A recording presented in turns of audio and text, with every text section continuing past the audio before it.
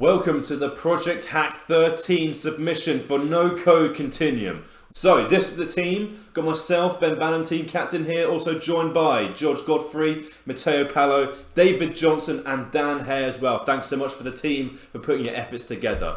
So this was the challenge. We had to read in and prepare all of the Transport for London asset data and then say out of these assets, which are at the highest risk of flooding, and then plot that and visualize it geographically. And then the outcome of that visualization is then to recommend how to prioritize funding to protect those assets as well. And what we wanted to do was to add in some value add here and take this even further and do some cool data analytics as well, just because we love playing around with data. It's lots of fun. So here's how we got started. Here's our hack story. First of all, we naturally rallied the team together. Had a nice Teams call here to plot all of our efforts. Then we had a data discovery with some of the subject matter experts at Transport for London, run us through what the data meant, and then we joined it all up in our tool of choice, which is UltraX Designer, a really easy to use platform to drag and drop, add data connections together, and automate that data preparation process. Next, what we've got is we came out of this UltraX workflow that was represented in the previous image, and the result of that was saying, here's all of our assets, and then for the years 2020, 2050, and 2080, what we thought the risk rating was going to be, based on just the Transport for London data that was provided as part of the challenge. Well, what we wanted to do next was say, well, we want more data, naturally, of course. So therefore, we sourced some additional data sets. One being the historic London weather download that we got from the openweathermap.org website. We can see represented down here, so we can see for longitude, latitude coordinates what the weather forecast conditions were, Next, what we've got is a 3-day London weather forecast, which we queried via an API, and it's saying, well, for the next 3 days, these are what the weather conditions are going to be, so therefore we can now plot what are going to be the most at-risk assets in the future.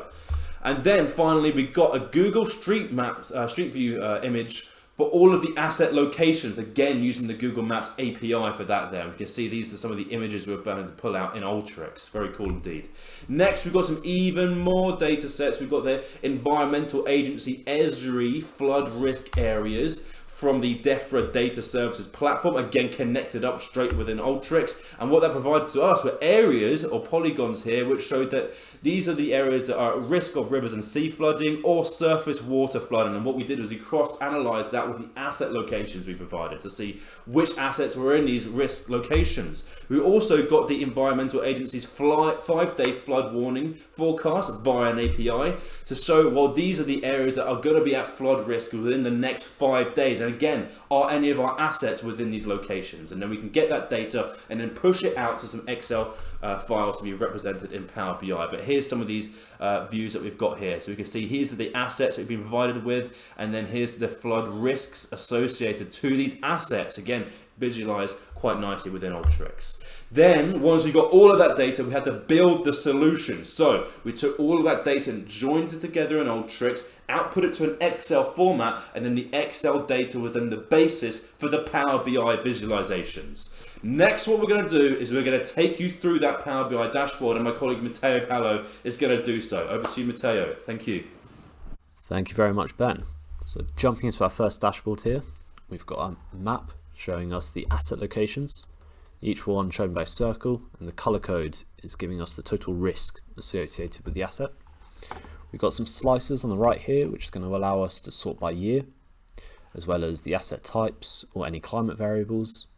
So we could show the risk with frozen precipitation.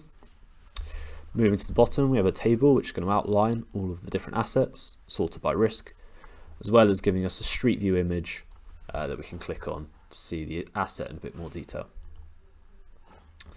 Moving on to our second page, we can see we've got the total number of assets, as well as showing us the source of the risk. So whether it's the river or sea, or whether it's surface water flooding or both, as well as getting some live flood risks, showing us where we expect them to be. We've also been able to look back historically and look at the total risks per year in this view, stretching all the way back to 1979. And then we've also been able to summarize per month to get an average showing the January, February and November, wet months, are the highest risk.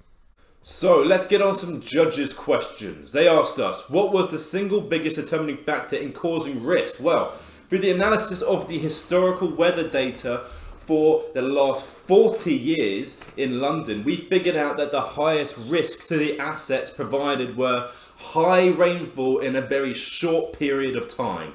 So therefore, the way that could shape the asset protection strategy is to therefore maybe put in more mitigation factors that can tackle high rainfall, maybe increase funding on drainage on particular streets that have assets at risk from the high rainfall there, and maybe incorporate regular weather forecast data into routine business intelligence reporting, so therefore you guys can see more proactively when there's going to be weather effects that could affect the risk of an asset coming up. Then, did we find any gaps in the data? Well, we didn't find any gaps in the data at all, but we could have probably provided maybe some more assets because we only had 3, which are trees, gullies, and luminaire points. So we had a little bit more data with regards to the assets. Maybe we could have broadened our picture somewhat in our solution.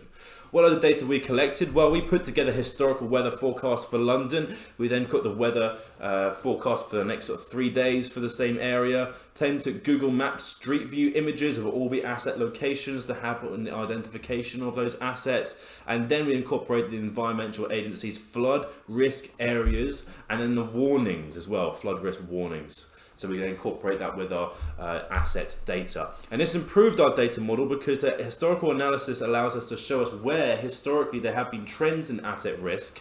And the street view locations allows us to actually have a location intelligence to see, well, here's the asset, here's the risk, and then here is physically where that asset is located. Again, to maybe help teams get on site a little bit quicker. And again, maybe having that weather forecast in there helps proactively in risk management or proactively manage risk. Thank you so much for watching our submission. This has been Team No Code Continuum.